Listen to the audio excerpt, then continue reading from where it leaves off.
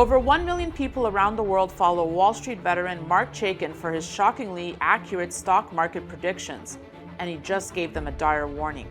Mark says we're about to witness a historic stock market shakeup that could soon create devastating losses for investors who don't know what's coming. And as a result, you only have 90 days to move your money. You see, Mark spent 50 years on Wall Street at some of the most prestigious hedge funds in history, and he's been on Fox Business and CNBC countless times. But this is a financial story no one else is telling. And if you let this take you by surprise, you could be in for a world of pain. He explains everything in a brand new free report available at rollingcrash.com. He includes the name and ticker of a popular stock that could be directly impacted by what's happening as well. Mark warned of beloved pet brand Chewy before it fell 45%, tech company C Limited before it fell 66%, furniture company Wayfair before it fell 76%, social media favorite Snap before it fell 36%, and food delivery company DoorDash before it fell 65%. Mark even called the Amazon crash before the famous FANG stock fell 35%. So you'll want to avoid the stock in his new report immediately. Again, simply go to rollingcrash.com for your free copy of this new report.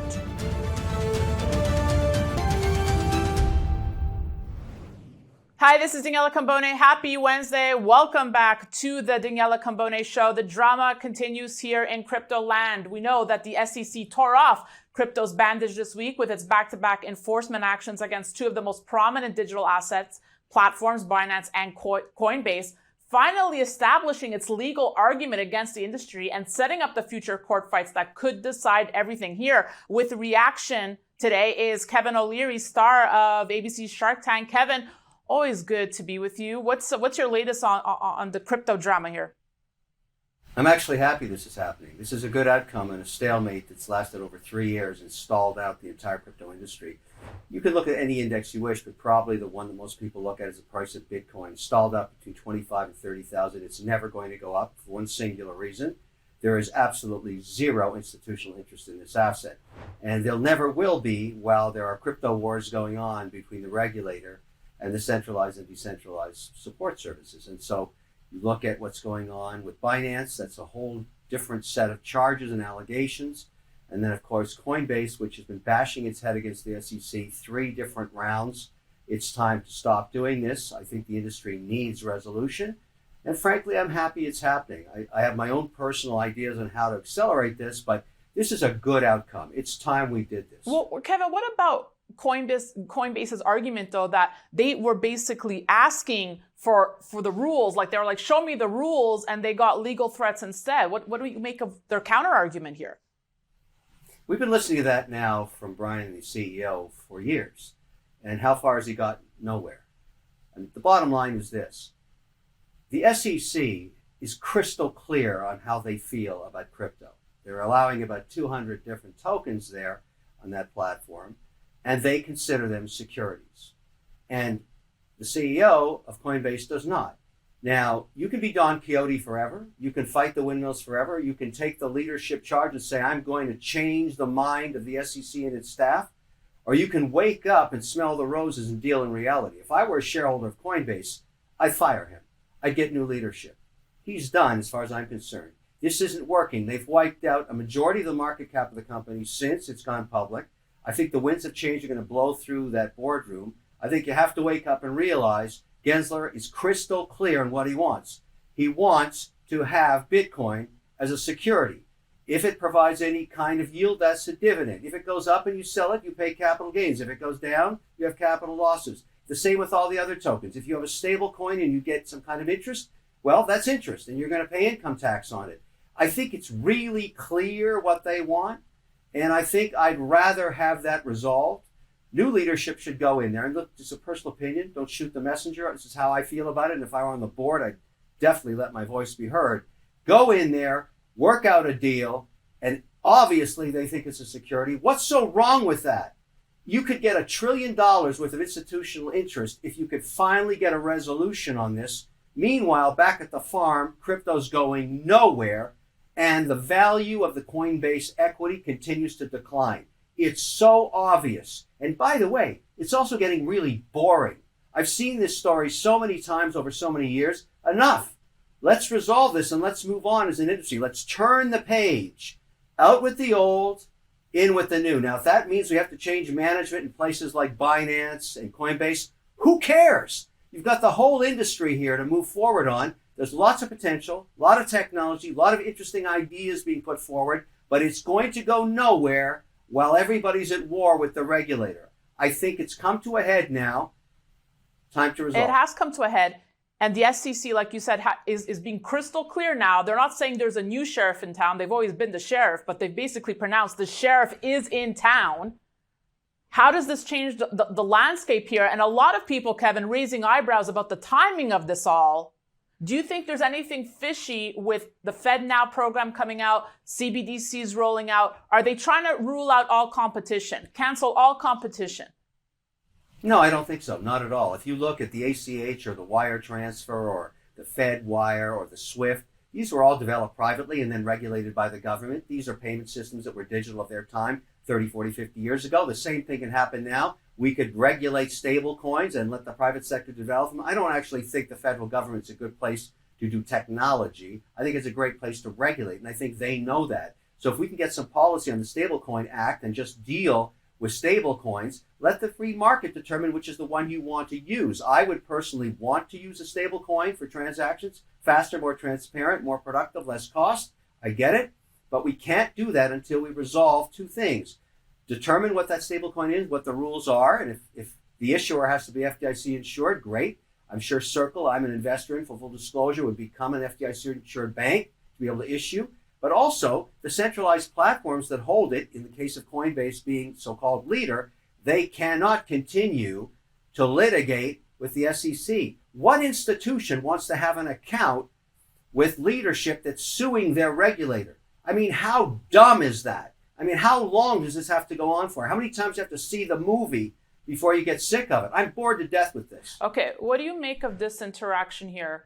Kramer tweeting, I have had it with Soldano. I'm not sure if he was trying to do Solano and Cordano in one sentence, but more importantly, your colleague, Mark Cuban, tweeting, hey, Jim, what about the 18,000 or so stocks trading OTC pink sheets that are not traded on exchanges? What percent do you think are real companies? Not comparing these to crypto, just looking at the approach the SEC takes to protect investors from many of these registered stocks. Are they doing enough? Does he have a good solid counterpoint there, Cuban?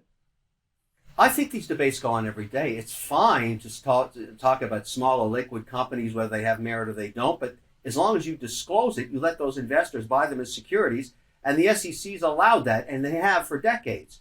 And so if you listen and read between the lines, or just getting into this fray right now, Gensler's telling you, I want these to be considered securities, and I will allow them to trade on a platform that registers as a broker-dealer exchange. He's made it so clear, and the opportunity is so large. What's so wrong with just saying, right, yes, we agree, let's do it? And they can debate all day long. Kramer has an opinion, Cuban has an opinion, I have an opinion. Who cares? So let the market be the market. As an investor, if you're an investor in Solano, Cardano, whatever, would you be staying away from all of these right now until this gets resolved? What is an investor to do? Yes, I have. Well, I actually own a bunch of them, but not in the U.S. because I cannot own anything. I have an account at Coinbase. I've almost stripped it clean. So I don't want anything in there while they're at war with Gensler. This is the dumbest thing I've ever seen. So I hold mine under the OSC permit, or the regulation in Canada. You can also do it in London, Switzerland, Abu Dhabi. There are places where you can own these actual tokens and be compliant. I choose to do Canada because they're under the auspices of the OSC, the Ontario Securities Commission, which is in constant dialogue with the SEC. The opportunity right now, in my view, is to simply say, okay, the leadership in terms of accounts is Coinbase. Let's hire somebody else that doesn't want to go to war. I mean, you've got to commend Brian for what he's built. He's a pioneer, but he's got so many arrows in his back that he's destroying value. Let him be the chairman or something. I don't care, but get someone else that Gensler and the staff can negotiate with and get a deal done and call these securities what they are, securities. And then you can have trillions of dollars come into this market that's been waiting for this asset class. I want that. I'm owning Bitcoin stuck between 23 and 30,000, knowing that one day this will get resolved. Here's an opportunity to resolve it. Let's go. Let's turn the page. And one day when it gets resolved, does the price, in your opinion, is that when it just blows up? 100%, because then institutions and sovereign wealth funds will put in a 50 to 300 basis point allocation. They've already indicated they want to do that. And all of a sudden you have a real market that's liquid with a lot of fundamental demand. When it trades above a 3% allocation, there'll be sellers. When it goes below, there'll be buyers. And you'll have a lot of liquidity and volume. And finally, we can resolve this ridiculous issue. Listen, I applaud the original founders of this nascent industry over a decade ago. The Kryptonians or the crypto cowboys, whatever you want to call them. But they represent a tiny, tiny, tiny fraction of invested capital globally. They are nothing burgers. And at the end of the day, we're never going to get anywhere until we get the real money behind crypto. The only way you're going to do that is stop fighting with the regulator. Let's talk about... That's it. Do you think CZ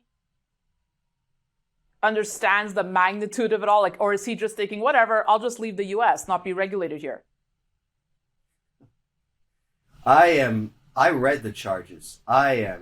Those are serious allegations, including cross-pollination of accounts capital. I mean, you've seen this movie. It was called FTX just a few months ago.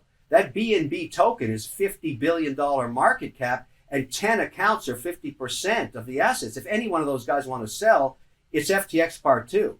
I mean, you've got to know right now, billions of dollars are... If I had an account at Binance, I would be exiting Dodge immediately. Yeah, and they're trying to freeze the assets in the U.S. That's what you do in fraud. The commingling of accounts. Could CZ have been that stupid, Kevin? These are allegations to be proven in court. I mean, when you see a charge like that and you're an institutional investor, you don't stick around for the second part. You exit, you leave, you find another place to put your assets while it gets resolved. Because if you're a sovereign wealth fund, let's just speculate. I don't think this is the case, but let's say you're a wealthy individual in a jurisdiction like Zurich or in London, England, and you see those allegations from the largest regulator on earth that has unlimited resources to pursue them. Why would you even wait?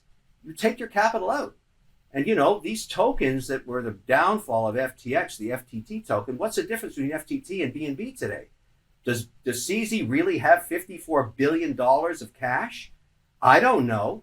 But if he doesn't, you're at huge risk. They'll go to zero like FTX did. Nobody knows. It's sheer speculation. But there's no transparency in ownership. You don't know who owns those wallets. And that's what the SEC is saying on the Know Your Client regulations. I think he's in a world of hurt. I don't know where he's going to hide. And every regulator will starve him from oxygen. They don't want to do business with somebody that's being charged with these allegations at the regulator level. There's no good news there. You have long-standing beef with CZ. He had called you a liar back in December when you testified in front of Senate.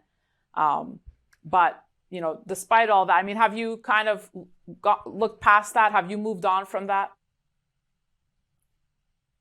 You know, I actually have compassion for him today. I feel sorry for him today. He is a great entrepreneur that perhaps didn't read the room. He didn't read the tea leaves, all of those analogies. He had to know this was coming. There was a constant buzz of regulators concerned. Remember the reason that Sam Bankman-Fried bought back his equity from CZ for $2.1 billion was CZ would not disclose anything to regulators anywhere in the world, and FTX could never get a license because he had 20% ownership on their balance sheet. And that was a great move when those two went to war with each other. CZ bankrupt, that's the allegation that came out in the charges during the hearings on the Hill with the Senate Banking Committee last December. And that was the beginning of CZ's problems. All of a sudden, every senator wakes up. They're starting to get tired of all of these allegations and every 6 months having more crypto hearings when the next exchange blows up and goes to zero and $2 or $3 or $4 billion is evaporated. So you've lost all of that political support. How can you be surprised that Gensler is not going after him? And how can he be surprised? But this will not end well for him. And I think the real investment thesis that I'm going to make now, I'm going to start investing in regulated exchanges that have been so far unprofitable because they were competing against a behemoth in Binance that had no rules attached to it. It's the most profitable business in the world to be able to issue tokens anytime, anywhere, at any price you want, and have no regulator scrutinizing you. And that's exactly what he was doing. Now, it's a different story. In a matter of a single day, that world has changed for him, and I say the regulators start to starve him of oxygen. And so maybe it's time to buy that regulated exchange in Abu Dhabi. Maybe I buy more of the Canadian regulated exchange. What about that one in London I was looking at? They're all interesting to me because the accounts will slowly leave Binance and go to where they're regulated. All right. Finally, Kevin, I just want to get your thoughts on big news this Wednesday here on the 2-year long fight between the PGA Tour and Saudi Arabia's Live Golf, which ended with a stunning announcement that the arch rivals are now joining forces. No shortage of criticism towards the PGA here, which always said they took the morally higher ground. Thoughts on this partnership now, Kevin? Brilliant. It's going to give golf a global platform. But what I think it says is Saudis are interested in diversifying their economy, and they're willing to spend billions of dollars of other platforms like sports, which is a global franchise. What's to stop them from not doing the same thing in soccer or in football or any sport for that matter? And I think they will. They basically, in a matter of 2.5 years, became a major player in golf worldwide. And they did it by just saying, we can do this. We can simply invest in this space, compete. And everybody thought it was some kind of a franchise the PGA had. Not the case. So in 30 months, their world was turned upside down. And now they're smiling at each other because they were litigating each other into the Stone Age. But I think this is an opening for every sport. My bet would be the Saudis go after soccer next. Well, here's the controversy, right? An organization representing families of 9/11 victims ripped the PGA Tour's decision to merge with Live Golf, describing the tour and its commissioner, Jay Monahan, as hypocrites who have become paid Saudi shills. Paid Saudi shills. You know, in business and in politics, and now today in social media, you can never make everybody happy all of the time. That is an impossibility. And you will deal with this criticism in perpetuity on anything you do. And that's actually what corporate America has just learned. The S&P 500 just figured out what social media was when they watched 9 billion get evaporated off Target. That's right. Or Coors Light get decimated after 40 years of building a brand. They lost it in 30 hours.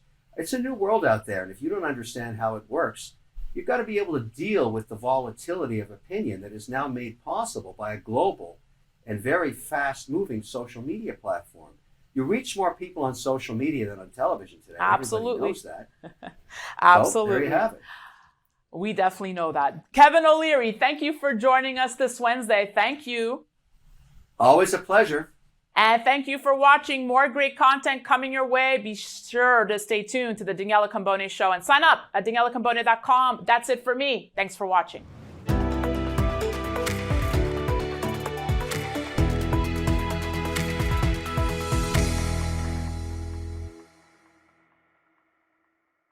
Opinions expressed on this program are solely those of the contributor and do not necessarily reflect the opinions of Stansberry Research, its parent company, or affiliates.